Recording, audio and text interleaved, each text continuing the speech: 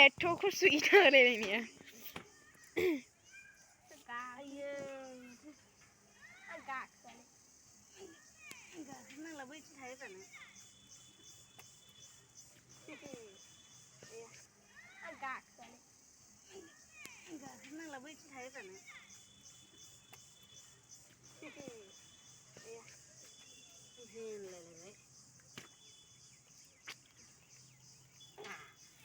माबायदि गागोन वाखौनो लुबैनानै मेंलायलायनाय फोसाबबाय आरो गोजान नङा संबायाना हाब्रुआव जसोबायलायनो दाना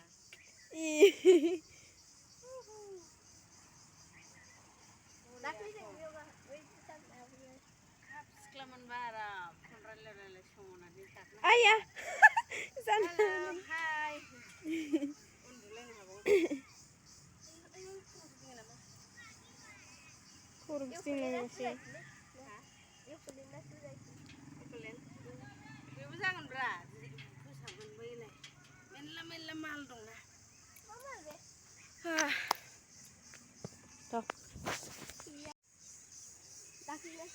सानैजोंहाय आं गाखोनो नागिरबाय नै मालाय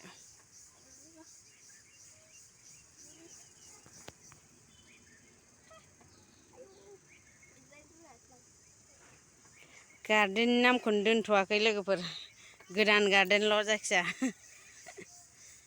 सुइमिं पुल जागोन नैबाव जिरायसालि मालाय मोजांथार जिरायनायनांगौहाय बेयाव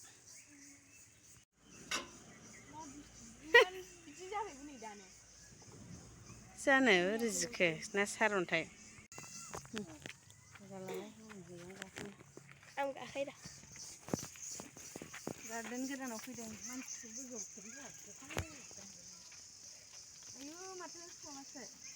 हाब्रुसो जा मोजां बावनाय जिरायनो बरिया नुखायो गाहायदो जादों बाबाय गाखोबाथाय बायबाय गोलोम बोथोरबाथाय एबारनो स्कुट बावनो थुखैहोफैखानोसै सानस्रि सानस्रि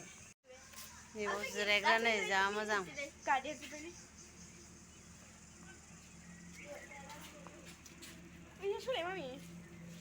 मेंबाय नामा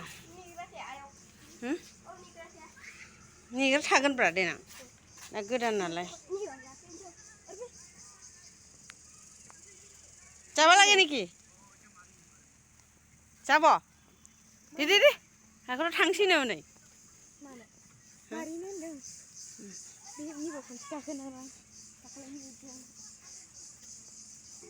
थां र' खनसे दुद्रुहैदो बिरसोरां दे ओंखारलाय हायोबा दे फैलाय दुद्रुबोलाय हाया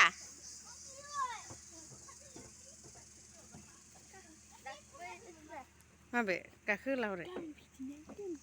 ए थांसिगोनदां गाव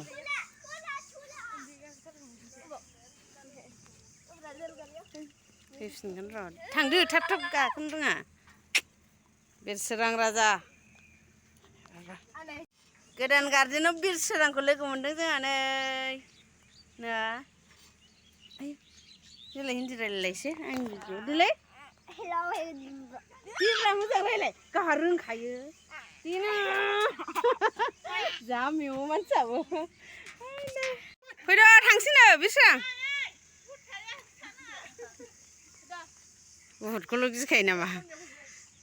ओइ सुइमिं पुला बावसो बानायगोन ना